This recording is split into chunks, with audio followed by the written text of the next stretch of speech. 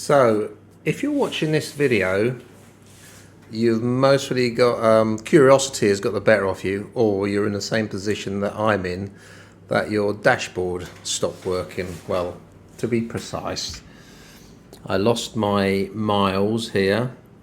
I lost all of the information to the temperature, the fuel, air temperature, no lights, no indicators. All I had was the neutral light, oil light.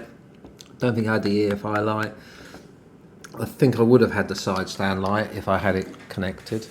So anyway, yeah, so I found out it seemed to be temperature related.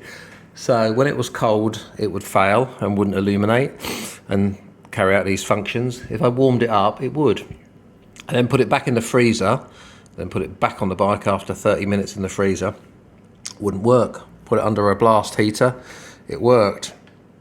Took some advice from a fellow Caponord rider and a guru with the displays, I believe. And if this happens, in the first instance, you need to replace this little capacitor here, which is a 16 volt 47 microfarad capacitor. And yeah, so there's two of them actually. So they're ever so cheap, they're like 20-30p each, so I've got a bag of 10. I'll mostly have both of those changed. So allegedly it was explained to me that this capacitor is powered up all the time. You have a battery connected to your motorcycle, and it's the capacitor that feeds the I guess it feeds the processor or whatever that's running the clock, as in the time clock, you know, your time 24-hour clock here. So yeah, it's constantly on and slowly it burns out. So if this fixes my bike, which hopefully it will, I'm going to, every time I lay my bike up for the winter for 3 or 4 months, I'm going to disconnect the battery, which will help the well, will save the life of that capacitor in the future. Getting it off the bike, out of the fairing is quite straightforward. Pull and open the casing is quite straightforward. You've got these clips here that go over various bits there, as you can see it there. It's quite straightforward. The scariest thing for me was on these here.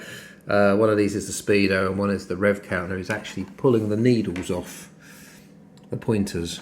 So they have a cap there and then the needle there. So yeah, again, I did have a little bit of advice of doing that.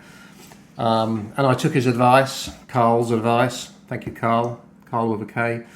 I did just warm it up very, very gently with, I don't have a hairdryer for obvious reasons. Don't need one. So I just gently warmed it up, and they did pull off there rather easy with a little bit of brute force.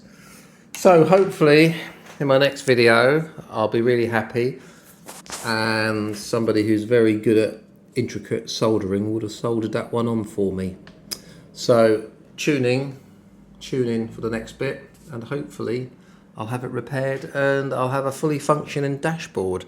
But if I don't carry out this repair, you know, I found one advertised, a new old stock on eBay for 750 quid. Or if you want to buy one from AF1 Racing in Texas, it equates to about £1,200. It's something that should be a couple of £100 in my opinion. There's not a lot to it really, as in technology, but it's a small fortune. So the other alternative is putting a completely different new dashboard in it, and you know, wiring the inputs for that.